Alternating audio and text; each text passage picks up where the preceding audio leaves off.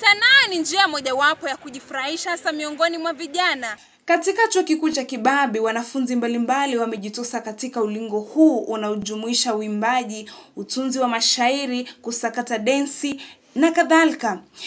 Hii leo tunaangazia sanaa ya muziki ambapo tunakutana na Benjamin Kialo, mwimbaji wa nyimbo za Injili ambaye ni mwanafunzi wa mwaka wa 3 katika taaluma ya wanahabari. Kwanza kuimba, nilianza kuimba nikiwa mwaka wangu wa 3 high school katika shule ya upili, na ulikuwa tu ule wakati ambapo like I didn't know that ilikuwa music kwangu ama whatever, ama ilikuwa talent ama ni kitu tu ya jokes tu inapita. Ni ile tu nilianza tu like nilijipata tu tune inakuja kwa kichwa, then naanza kuweka maneno ndani hiyo tune, hivyo tu then inakuwa song. So ya kwanza nikaandika but nikaitupa, ya pili nikaandika nikatupa, nikaona like hapa hakuna kitu inaitwa talent, hizi ni jokes tu, hizo nikatupa kani. Until sasa after songs zilikuja zinafuatana 3, 4 ya 5, hapo ndo nilianza kuona ni kama hapa kuna kitu, acha hebu nijaribu sasa na nikuwe serious nayo. Yeah, so hivyo ndo sasa nilianza nyo uimbaji.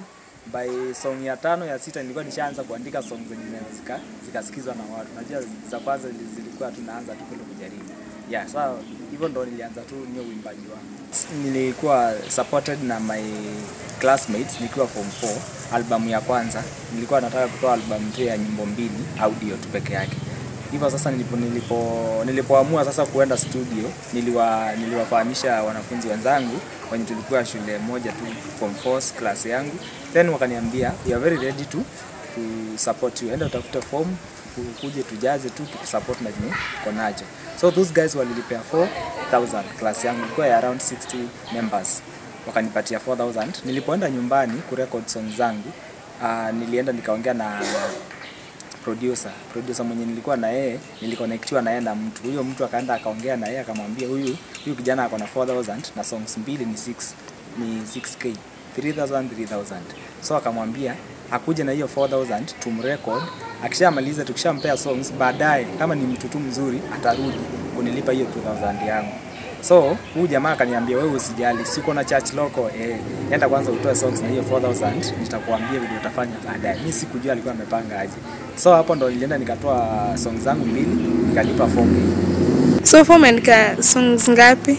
So far nimeandika songs nyingi kwa hiyo kitabu. Zingine nimerecord kwa simu, sijaizi transfer kwa kitabu, but zenye nimetoa studio saa hii ni songs 6 zenye nimerecord sasa, na zenye nimeweka YouTube ni songs 6, but kuandika nimeandika nyingi kwa kitabu, na zingine hata nimerecord sijaizi transfer. Upande mwingine tunaungana naye Official Spyre, mwimbaji wa nyimbo za mapenzi. Anatueleza baadhi ya changamoto ambazo amepitia yeye kama mwimbaji anayeanza kuchipuka. Kwa music, watu udhani maybe ukianza tu music hivi itakulipa, but music requires what we call commitment. Inataka kuwa na bidii, msawa kujituma. Ukitoa song ya for reach your audience, you have to push that music so that inaweza fikia large audience.